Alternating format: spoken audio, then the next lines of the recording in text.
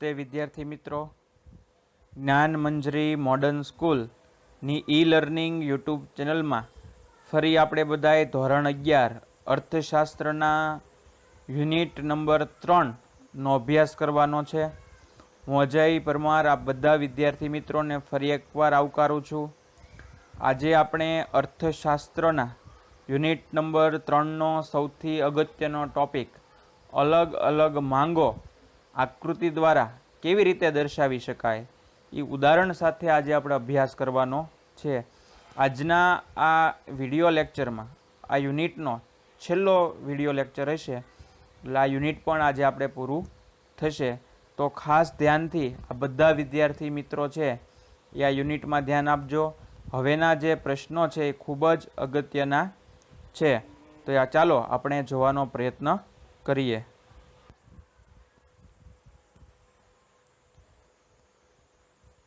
માંગની મૂલ્ય સાપેક્ષતાનો અર્થ ફરીવાર એકાદ બે આલી ગયા હતા, આપણે એના પ્રકારોની જોયા હતા.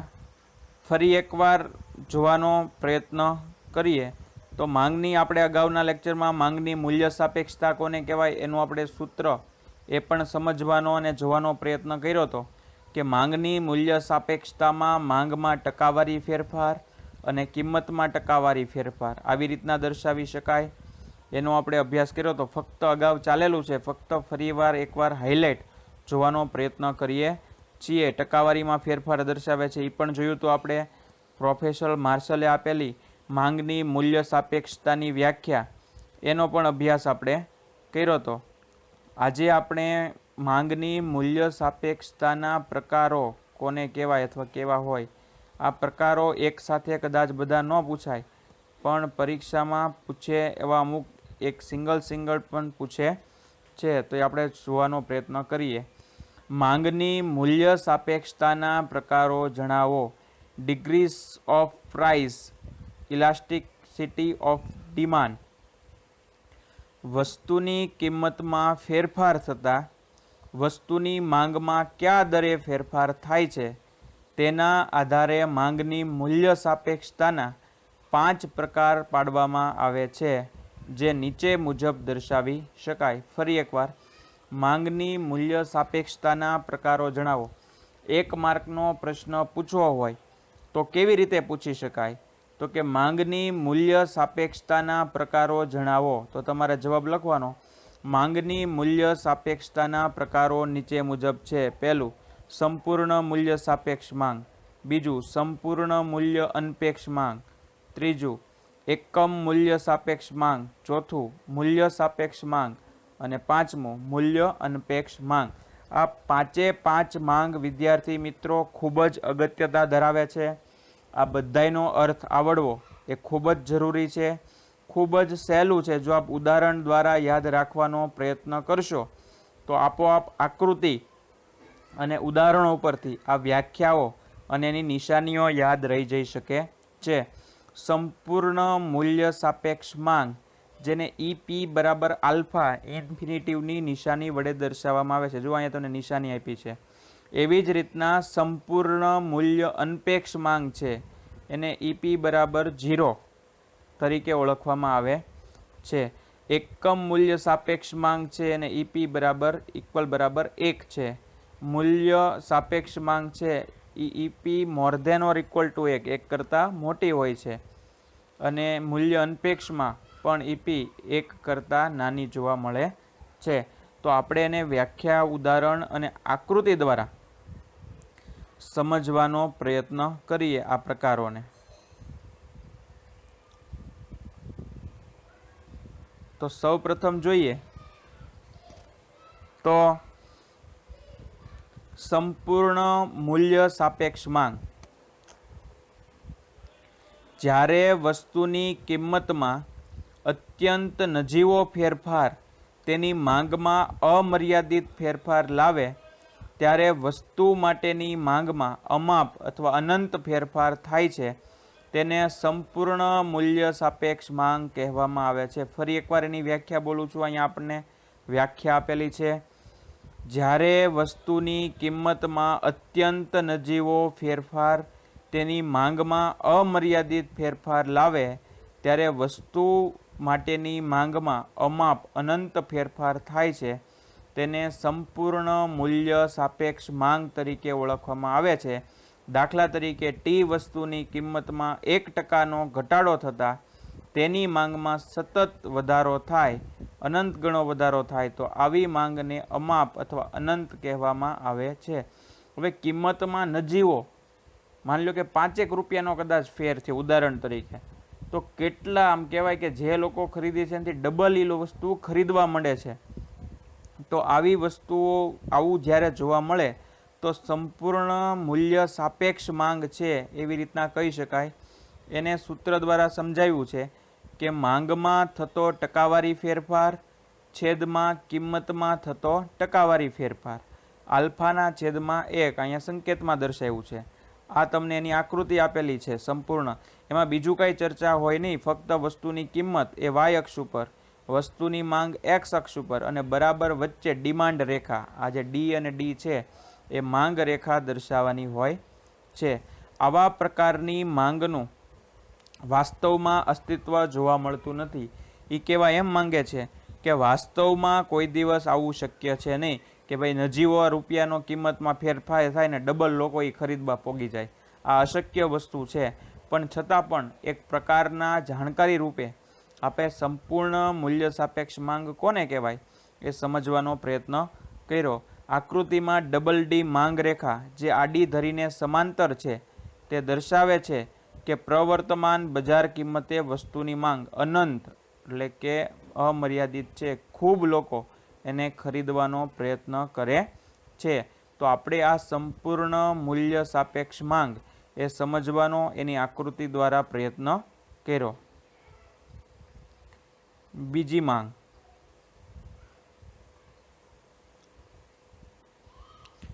બીજી માંગ જોવા જઈએ તો સંપૂર્ણ મૂલ્ય અનપેક્ષ માંગ ઈપી બરાબર 0. જ્યારે વસ્તુની કિંમતમાં ગમે તેટલો ફેરફાર થાય, ફરી એકવાર, જ્યારે વસ્તુની કિંમતમાં ગમે તેટલો ફેરફાર થાય પણ વસ્તુની માંગ સ્થિર રહેવા પામે તેવી વસ્તુની માંગને સંપૂર્ણ મૂલ્ય અનપેક્ષ માંગ કહે છે. 1 માર્કનો પ્રશ્ન, ફરી એકવાર, કે વસ્તુની કિંમતમાં ગમે એટલો ફેરફાર થાય, વધે ઘટે, એવી વસ્તુની માંગ સ્થિર જ રહે, એની કાંઈ કોઈ ડિમાન્ડ આવે નહીં કે ઓછી પણ ન થાય, તો આવી વસ્તુની માંગને સંપૂર્ણ મૂલ્ય અનપેક્ષ માંગ તરીકે ઓળખવામાં આવે છે. દાખલા તરીકે કે વસ્તુની કિંમતમાં 10%નો વધારો થાય અને તેને પરિણામે કે વસ્તુની માંગમાં કોઈ ફેરફાર ન થાય તો તેવી વસ્તુની માંગને સંપૂર્ણ મૂલ્ય અનપેક્ષ માંગ કહેવામાં આવે છે. તો આવી માંગને સંપૂર્ણ મૂલ્ય અનપેક્ષ માંગ તરીકે ઓળખવામાં આવે છે. એને સૂત્ર દ્વારા સમજીએ તો ઈપી બરાબર માંગમાં થતો ટકાવારી ફેરફાર અને છેદમાં કિંમતમાં થતો ટકાવારી ફેરફાર, 0%નો ફેરફાર અને 10%નો વધારો. આમ આકૃતિ દ્વારા જોઈએ તો વાય અક્ષ ઉપર વસ્તુની કિંમત ઓલાની જેમ જ તે અને એક્સ અક્ષ ઉપર વસ્તુની માંગ અને સંપૂર્ણ મૂલ્ય અનપેક્ષમાં આમ ઊભો લીટો આકૃતિમાં ડિમાન્ડ રેખા જોવા મળે છે. કારણ કે ભાવ વધે કે ઘટે, માંગમાં કોઈ ફેરફાર એટલે કે ડી જે રેખા છે ડિમાન્ડ રેખા, જેને અંગ્રેજીમાં ડિમાન્ડ રેખા કહેવાય, ગુજરાતીમાં આપણે એને માંગ રેખા કહીએ, એમાં કોઈ પણ જાતનો ફેર પડતો નથી. એટલા માટે એને સંપૂર્ણ મૂલ્ય અનપેક્ષ માંગ ઈપી બરાબર 0 તરીકે ઓળખવામાં આવે છે. ત્રીજી માંગ આપણે જોવાનો પ્રયત્ન કરીએ તો ત્રીજો માંગના પ્રકારમાં આવે એકમ મૂલ્ય સાપેક્ષ માંગ ઈપી બરાબર 1.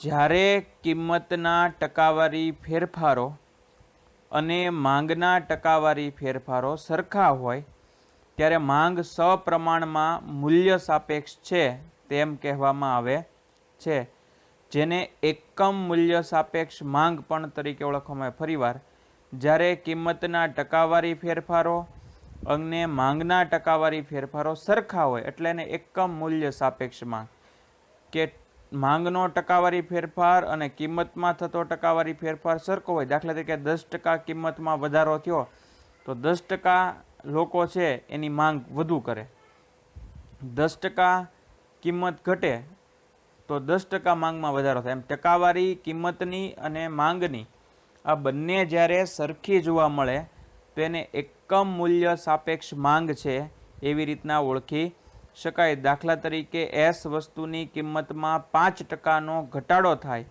અને તેથી વસ્તુની માંગમાં 5%નો વધારો થતો જોવા મળે. જુઓ 5% અને 5% આ જોવાનું, એની જગ્યાએ તમે 10% લ્યો કે 10%નો ઘટાડો થયો તો માંગમાં, તો કે 5%નો 10%નો વધારો થયો. આમ બંને ટકાવારી જ્યારે આપણને સરખી જોવા મળે તો આવી રીતને એકમ મૂલ્ય સાપેક્ષ માંગ તરીકે ઓળખવામાં આવે છે, જેને સૂત્ર દ્વારા સમજીએ તો માંગમાં થતો ટકાવારી ફેરફાર અને કિંમતમાં થતો ટકાવારી ફેરફાર. ઉદાહરણ જો 5%નો વધારો અને 5%નો ઘટાડો એટલે એક આવે. વસ્તુની કિંમતમાં થતો ટકાવારી ફેરફાર અને વસ્તુની માંગમાં થતો ટકાવારી ફેરફાર સરખો થતો હોવાથી વસ્તુની માંગ એકમ મૂલ્ય સાપેક્ષ છે તેમ કહેવામાં આવે છે, તેમ કહી શકાય. આપણે આકૃતિ દ્વારા જોવાનો પ્રયત્ન કરીએ તો કે આપણને આકૃતિ આપેલી છે આવડિયા કે એક્સ અક્ષ ઉપર વસ્તુની માંગ, વાય અક્ષ ઉપર વસ્તુની કિંમત. આકૃતિમાં દર્શાવ્યા પ્રમાણે વસ્તુની કિંમત P થી P1 છે. આ P અને P1 જે દર્શાવી છે એ વસ્તુની કિંમત છે. જેટલો ઘટાડો થાય છે તેટલી જ વસ્તુ M અને M1 એટલે કે માંગ રેખામાં જ્યાં P અને P1 કિંમતનો ફેરફાર છે અને M અને M1 માંગનો ફેરફાર એક સરખા પરંતુ વિરુદ્ધ દિશામાં જોવા મળે છે. આ બધાને ખ્યાલ છે કે માંગ અને કિંમત છે આ બંને નિયમો વિરુદ્ધ દિશામાં કામ કરે છે. કિંમત વધે તો માંગ ઘટે, કિંમત ઘટે તો માંગ વધે. તો આમ આવી રીતના એકમ મૂલ્ય સાપેક્ષ માંગને આ આકૃતિ દ્વારા સમજાવવાનો પ્રયત્ન કરવામાં આવ્યો છે. તો એ ડી અને ડી રેખા, ડિમાન્ડ રેખા એકબીજાને ત્યાં આમ કહેવાય કે એક અલગ જ આકૃતિ, પ્રથમ બે આકૃતિ કરતાં થોડીક અલગ છે, કારણ કે વિરુદ્ધ દિશામાં વધારો ઘટાડો જોવા મળે.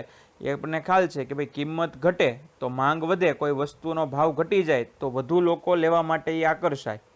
એનું ઊંધું કે જો વસ્તુની કિંમત વધી જાય તો અમુક લોકો એ લેવાનું ટાળે છે. મૂલ્ય સાપેક્ષ માંગ સમજવાનો પ્રયત્ન કરીએ.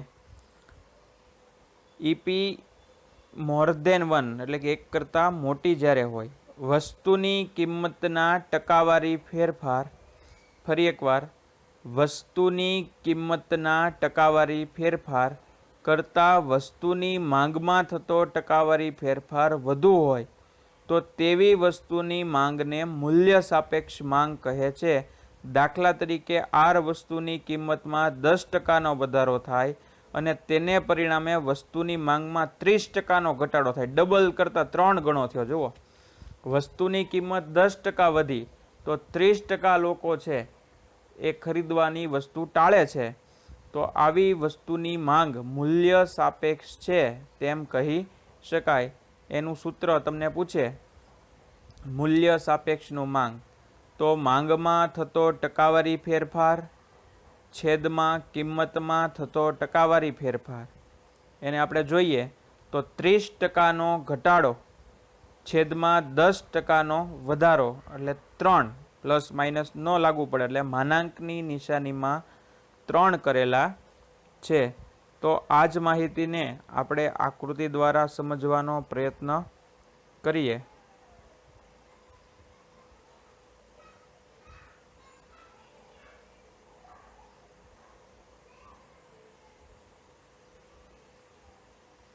તમે જુઓ ફરી એકવાર આમાં પણ વાય અક્ષ ઉપર વસ્તુની કિંમત, એક્સ અક્ષ ઉપર વસ્તુની માંગ અને મૂલ્ય સાપેક્ષ માંગની આકૃતિ એ આપણને દર્શાવી છે. આકૃતિ P1 અને P જે પી છે, પી અને P1 એ વસ્તુની કિંમત, પી એટલે પ્રાઇસ. ડી રેખા જે છે, ડી અને ડી એ માંગ રેખા દર્શાવે છે. એની માંગ કેવી રીતની છે. એમ અને M1 છે એ સંકોચન અને વિસ્તરણ અગાઉ આપણે અભ્યાસ કર્યો કે વધે છે કે ઘટે છે એની માહિતી દર્શાવે છે. આમ તમને મૂલ્ય સાપેક્ષ માંગ, આમ તો મોટા ભાગે શરૂઆતની જે બે માંગ છે એ જ બધું પૂછાય છે. એટલી બધી અઘરી આકૃતિઓ કે આકૃતિવાળા પ્રશ્નો બહુ પૂછાતા નથી. એટલે આ બધા વિદ્યાર્થી મિત્રોએ કોઈ પણ જાતની મૂંઝાવાની જરૂર છે નહીં. આ બધા વિદ્યાર્થી મિત્રો ખાસ પ્રકારો અને શરૂઆતની આકૃતિઓ એ ખાસ ધ્યાન રાખે. આ પ્રકારો પૂછાય છે પણ એટલી બધી અઘરી આકૃતિઓ પણ નથી. જો વારંવાર અભ્યાસ કરવામાં આવે તો આ બધા વિદ્યાર્થી મિત્રો આ આકૃતિઓ પાકી કરી શકો એમ છો અને સરળતાથી સમજાવી શકો એમ છો. મૂળ આકૃતિઓના પ્રશ્નમાં આકૃતિ જ પાકી કરવાની હોય. એકવાર આકૃતિ આવડે તો આ બધા વિદ્યાર્થી મિત્રો આકૃતિઓ ઉપરથી એનું વિશ્લેષણ અને વર્ગીકરણ કરીને વધુ વિગતે પ્રશ્નનો જવાબ લખી શકો એમ છો. તો હવે પછી આગળ મૂલ્ય અનપેક્ષ માંગ કોને કહેવાય એ સમજવાનો પ્રયત્ન કરીએ. તો કે મૂલ્ય અનપેક્ષ માંગમાં ઈ પી બરાબર લેસ ધેન એક મોટો હોય એટલે આ જે માપ હશે એની કરતાં એકની કિંમત મોટી હોય, એક કરતાં નાની કિંમતો આવશે. વસ્તુની કિંમતના ટકાવારી ફેરફાર કરતાં વસ્તુની માંગમાં થતો ટકાવારી ફેરફાર ઓછો હોય તો તેવી વસ્તુની માંગને મૂલ્ય અનપેક્ષ માંગ કહે છે. દાખલા તરીકે જે વસ્તુની કિંમતમાં 20% વધારો થાય અને તેના પરિણામે વસ્તુની માંગમાં ફક્ત 5% ઘટાડો થાય તો તેવી વસ્તુની માંગ મૂલ્ય અનપેક્ષ છે તેમ કહી શકાય. ફરીવાર મૂલ્ય અનપેક્ષ 5 પહેલા પ્રશ્ન એમ પૂછે કઈ પ્રકારોના નામ આપો, પછી એક પ્રકારના ખાલી નામ પૂછીને પણ 1 માર્કમાં પૂછી શકાય. એના સૂત્રો જે છે એ પણ પૂછી શકાય.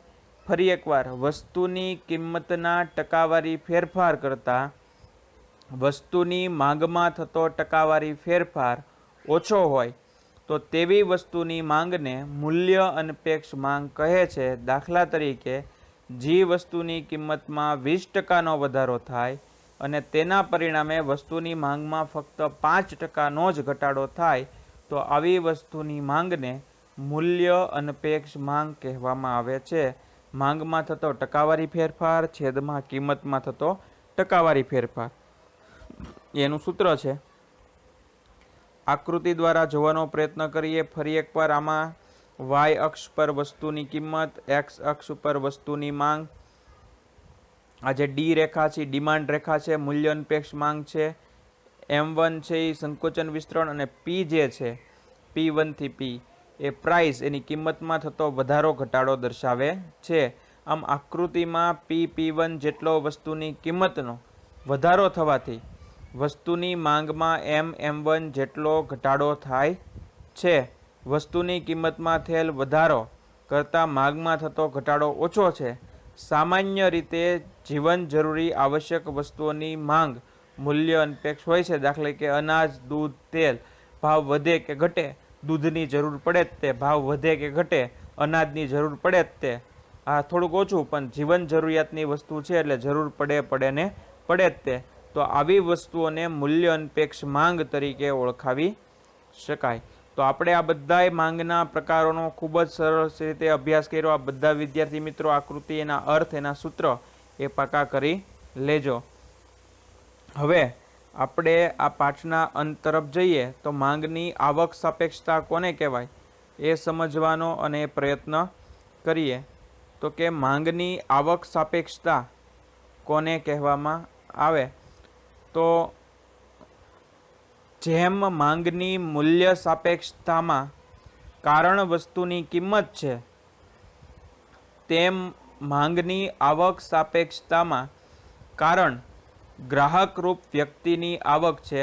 એટલે કે માંગની આવક સાપેક્ષતાનો ઉપયોગ વ્યક્તિની આવકમાં થતા વધારા કે ઘટાડા સાથે માંગમાં થયેલા વધારા કે ઘટાડા માપવા માટે થાય છે. ફરી એકવાર માંગની આવક સાપેક્ષતાને કોની હારે સંબંધ છે? Income elasticity of demand.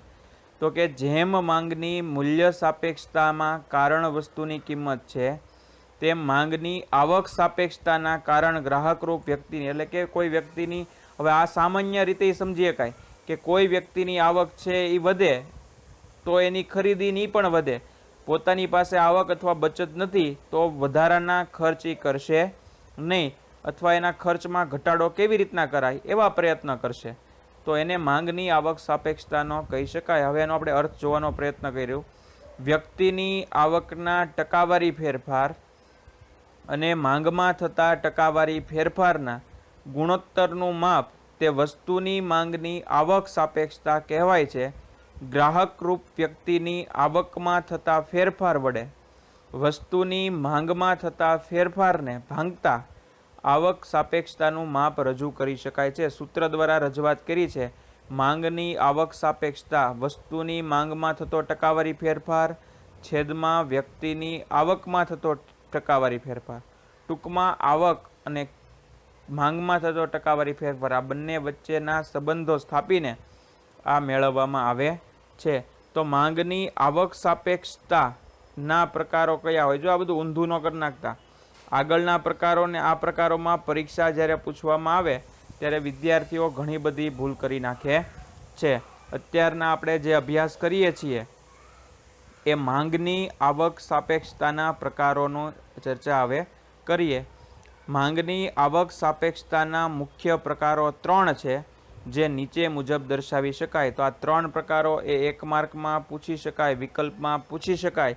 તો આપ બધા યાદ રાખજો. માંગની આવક સાપેક્ષતાના પ્રકારો કેટલા છે? તો કે 3 છે.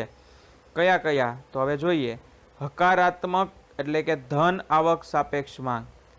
ગ્રાહક રૂપ વ્યક્તિની આવકમાં વધારો થતા વસ્તુની માંગમાં વધારો થાય અથવા આવકમાં ઘટાડો થતા વસ્તુની માંગમાં ઘટાડો થાય તો તેવી વસ્તુની માંગ હકારાત્મક એટલે ધન આવક સાપેક્ષતા માંગ કહે છે. વાસ્તવમાં હકારાત્મક આવક સાપેક્ષ માંગમાં 3 ભાગ પડે છે, જે નીચે મુજબ છે. એકમ આવક સાપેક્ષ માંગ, બીજું એકમથી વધુ આવક સાપેક્ષ માંગ, અને ત્રીજું એકમથી ઓછી આવક સાપેક્ષ માંગ. પહેલા આપણે એકમ આવક સાપેક્ષ માંગ જોઈએ. y બરાબર 1. વ્યક્તિની આવકમાં થતો ફેરફાર અને વસ્તુની માંગમાં થતો ફેરફાર એક સમાન હોય તો તેવી વસ્તુની માંગને એકમ આવક સાપેક્ષ માંગ તરીકે ઓળખવામાં આવે છે. વસ્તુની આવકમાં થતો ફેરફાર અને માંગમાં થતો ફેરફાર બંને એક હોય તો એને એકમ આવક સાપેક્ષ માંગ કહે છે. બીજું, એકમથી વધુ આવક સાપેક્ષ માંગ.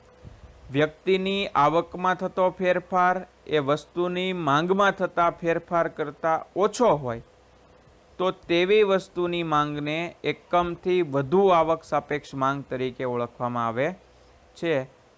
ત્રીજું, એકમથી ઓછી આવક સાપેક્ષ માંગ. વ્યક્તિની આવકમાં થતો ફેરફાર એ વસ્તુની માંગમાં થતા ફેરફાર કરતાં વધુ હોય તો તેવી વસ્તુની માંગને એકમથી ઓછી આવક સાપેક્ષ માંગ તરીકે ઓળખવામાં આવે છે. આપણે સમજવાનો પ્રયત્ન કર્યો. હવે મુખ્ય બીજો પ્રકાર એ કેવો છે? તેને નકારાત્મક આવક સાપેક્ષ માંગ તરીકે ઓળખવામાં આવે. ગ્રાહકરૂપ વ્યક્તિની આવકમાં વધારો થતાં વસ્તુની માંગ ઘટે અથવા વ્યક્તિની આવકમાં ઘટાડો થતાં વસ્તુની માંગ વધે તો તેવી વસ્તુની માંગને નકારાત્મક આવક સાપેક્ષ માંગ કહેવામાં આવે છે. સામાન્ય રીતે વસ્તુઓ હલકા પ્રકારની એટલે કે નિમ્ન ગુણવત્તાની હોય તો આવક અસર નકારાત્મક હોય છે. આ ખ્યાલ પ્રોફેસર સર રોબર્ટ ગિફન નામના, આપણે અગાઉ વાત કરી હતી, ગિફન પ્રકારની વસ્તુ, હલકા પ્રકારની વસ્તુ, આમાં ભાવ વધે કે ઘટે એનો કોઈ સ્ટોક કરે નહીં. આપણે ઉદાહરણ લીધું હતું મીઠાનું. મીઠાની થેલી 5 રૂપિયાની આવતી હોય ને 7 થાય અથવા 10 થાય, ડબલ થાય, તોય મીઠાનો કોઈ સ્ટોક કરે નહીં. તો જેટલું નખાતું હોય શાકમાં એટલું જ મીઠું નખાય. એટલે ગિફન નામના અર્થશાસ્ત્રીએ ખ્યાલ આપ્યો હતો, જેને હલકા પ્રકારની વસ્તુઓ તરીકે ઓળખવામાં આવે. એનો ભાવ દિવાસળી છે, ટાંચણી છે, મીઠું છે, આ બધાનો ભાવ વધે કે ઘટે પબ્લિકને અથવા જે ખરીદનારાઓ ગ્રાહક છે એને કોઈ પણ ફેર પડતો નથી. બીજા ઉદાહરણો પણ આપ્યા છે જોવામાં, કે બાજરી છે, કોદરી છે, બરછટ કાપડ છે, તેલ છે, વનસ્પતિ ઘી છે, આ બધાનો ભાવ વધે ઘટે કોઈ ફેર પડે નહીં. શૂન્ય આવક માંગ. ગ્રાહકરૂપ વ્યક્તિની આવકમાં ફેરફાર થાય પરંતુ વસ્તુની માંગમાં ફેરફાર ન થાય તો તેવું વસ્તુની માંગને શૂન્ય આવક સાપેક્ષ માંગ કહે છે. ફરી, ગ્રાહકરૂપ વ્યક્તિની આવકમાં ફેરફાર થાય પણ માંગમાં ફેર થાય નહીં. કોઈની આવક વધે કે ઘટે પણ માંગ તો આમનામ જ રહે. તો આવી પ્રકારની વસ્તુઓ ખૂબ જ સસ્તી હોય એને ભાવ આરે કોઈ લેવા દેવા હોતા નથી. ફરી એકવાર જુઓ, મીઠું, પોસ્ટકાર્ડ, ટાંકણી, દિવાસળી, સ્ટેપલરની પિન વગેરેના ભાવ વધે કે ઘટે એનો કંઈ વારંવાર ઉપયોગ, એટલે બીજા અર્થમાં કેવું હોય કે કાંઈ જીવન જરૂરિયાતની વસ્તુઓ છે નહીં, એટલા માટે એનો ભાવ વધે કે ઘટે એમાં કોઈ ફેર પડતો નથી. હવે આપણે છેલ્લા ટોપિક તરફ આગળ વધીએ તો માંગની પ્રતિમૂલ્ય સાપેક્ષતા કોને કહેવાય? આ બંને શબ્દ અર્થશાસ્ત્ર માટે ખૂબ જ અગત્યના છે. અવેજી વસ્તુ કોને કહેવાય અને પૂરક વસ્તુ કોને કહેવાય? વિદ્યાર્થી મિત્રો, અર્થશાસ્ત્રના સૌથી બે ખૂબ અગત્યના પ્રશ્નો અથવા શબ્દો, પારિભાષિક શબ્દો કહી શકીએ તો અવેજી વસ્તુ કોને કહેવાય અને પૂરક વસ્તુ કોને કહેવાય. જ્યારે વસ્તુઓ વૈકલ્પિક હોય તો તેવી વસ્તુઓ અવેજી વસ્તુ કહેવાય. સામાન્ય રીતે એક વસ્તુના બદલામાં બીજી વસ્તુ ઉપયોગમાં લઈ શકાતી હોય તો તેવી વસ્તુઓને અવેજી વસ્તુ કહી શકાય. પૂરક વસ્તુ જ્યારે વસ્તુઓ એકબીજા સાથે અભિન્ન રીતે જોડાયેલી હોય, એટલે કે વસ્તુઓની માંગ સંયુક્ત હોય. પહેલાં આપણે અવેજી જોઈએ તો કે ચા ન પીવી હોય, ચાનો ભાવ વધે તેની બદલે આપણે કોફી પીએ તો એને અવેજી વસ્તુ કહેવાય. પૂરક વસ્તુ એકબીજા સાથે સંકળાયેલી છે. દાખલા તરીકે બૂટ અને મોજા. બૂટ હોય તો મોજા એની સાથે વેચવા પડે, આમ એકબીજા વગર ચાલે, એને પૂરક વસ્તુઓ કહેવાય. જ્યારે વસ્તુઓ એકબીજા સાથે અભિન્ન રીતે જોડાયેલી હોય, એટલે કે વસ્તુની માંગ સંયુક્ત રીતે થતી હોય, તેવી વસ્તુની માંગને પૂરક વસ્તુ કહેવામાં આવે છે. સામાન્ય રીતે એક વસ્તુના વપરાશ માટે બીજી વસ્તુના વપરાશ આવશ્યક હોય તો તેવી વસ્તુને પૂરક વસ્તુ કહેવાય. જ્યારે એક વસ્તુની કિંમતમાં ફેરફાર થતાં બીજી વસ્તુની માંગ પર તેની અસર થાય ત્યારે તે અસરનું માપ જાણવા માટે માંગની પ્રતિમૂલ્ય સાપેક્ષતાનો ઉપયોગ થાય છે. આ માંગની પ્રતિમૂલ્ય સાપેક્ષતા એટલે વસ્તુની કિંમતમાં થતા ટકાવારી ફેરફારને કારણે બીજી વસ્તુની માંગમાં થતા ટકાવારી ફેરફારનું પ્રમાણ, જેને સૂત્ર વડે નીચે મુજબ દર્શાવી શકાય. આને સૂત્ર વડે દર્શાવવાનો પ્રયત્ન કર્યો છે કે માંગની પ્રતિમૂલ્ય સાપેક્ષતા 1 માર્કના પ્રશ્નમાં પણ પૂછી શકાય. માંગની પ્રતિમૂલ્ય સાપેક્ષતા, માંગની પ્રતિમૂલ્ય સાપેક્ષતાનું સૂત્ર જણાવો. x વસ્તુની માંગમાં થતો ટકાવારી ફેરફાર, y વસ્તુની કિંમતમાં થતો ટકાવારી ફેરફાર. આમ માંગની મૂલ્ય સાપેક્ષતા માપવાની પદ્ધતિઓ, એમાં માંગનો નિયમ વસ્તુની કિંમતને કારણે, છેલ્લો ટોપિક જોઈએ આપણે, માંગની મૂલ્ય સાપેક્ષતા માપવાની પદ્ધતિઓ. માંગનો નિયમ વસ્તુની કિંમતને કારણે માંગમાં જોવા મળતા વ્યસ્ત ફેરફારો વિશે ચર્ચા કરે છે. પરંતુ વસ્તુની કિંમતમાં 10% ફેરફાર થવાથી વસ્તુની માંગમાં કેવા પ્રકારનું પરિવર્તન આવશે તે માંગનો નિયમ દર્શાવે છે. પણ કેટલું પરિવર્તન આવશે તે દર્શાવવામાં નિષ્ફળ. પરિવર્તન આવશે એવું કહી શકે, પણ ચોક્કસ કેટલું માપમાં પરિવર્તન આવશે એવું કહી શકે નહીં. વસ્તુની કિંમતમાં થતા ફેરફારથી માંગમાં કેટલો ફેરફાર થશે તે માપવાની રીતને માંગની મૂલ્ય સાપેક્ષતા કહેવામાં આવે છે. માંગની મૂલ્ય સાપેક્ષતા 3 જુદી જુદી રીતે માપવામાં આવે છે. આ બરાબર યાદ રાખજો, 1 માર્કમાં પૂછી શકાય એવો પ્રશ્ન છે. માંગની મૂલ્ય સાપેક્ષતા માપવાની કેટલી રીતો છે તો કે 3 રીતો છે. કઈ કઈ? પહેલી ગુણોત્તરની રીત, બીજું કુલ ખર્ચની રીત અને ત્રીજું ભૌમિતિક રીત. આ 3 રીતો છે. ફરીવાર આપણે આ માંગના નિયમવાળો ખૂબ જ અગત્યનો પાઠ આપણે પૂરો કર્યો. આ બધા વિદ્યાર્થી મિત્રો છે એ ખૂબ જ સરળ રીતે પહેલાં તો આ સ્વાધ્યાય છે એ કોઈ પણ ટેન્શન લીધા વગર, કોઈ પણ વધારાનો ભાર લીધા વગર, ચિંતા કર્યા વગર આ બધા વિદ્યાર્થી મિત્રો નિરાતે આપની પાકી બુકમાં આ તમામ પ્રશ્નો છે એ લખવાનો પ્રયત્ન કરજો. પહેલા પ્રયત્ન તમે આખો પાઠ વાંચીને સાચી રીતે છે ફરી એકવાર આખો પાઠ જે ચાલી ગયેલો હોય એકવાર શાંત ચિત્તે આ બધા વિદ્યાર્થી મિત્રોએ આખો પાઠ વાંચી લેવો. ત્યારબાદ વાંચીને સ્વાધ્યાયનો અર્થ જ ઈ કે સ્વ એટલે પોતે, જે અધ્યાય એટલે કે અભ્યાસ કરે એને સ્વાધ્યાય કહેવાય. એટલે આ બધા વિદ્યાર્થી મિત્રો સ્વાધ્યાયના પ્રશ્નોના જવાબ પહેલી વાર આખો પાઠ વાંચીને મોઢે લખવાનો પ્રયત્ન કરજો. પછી ન આવડે તો જોઈ જોઈને લખવાનો પ્રયત્ન કરવો. હવે પછીના નવા યુનિટ સાથે આપણે પછીના એક લેક્ચરમાં મળશું. આભાર.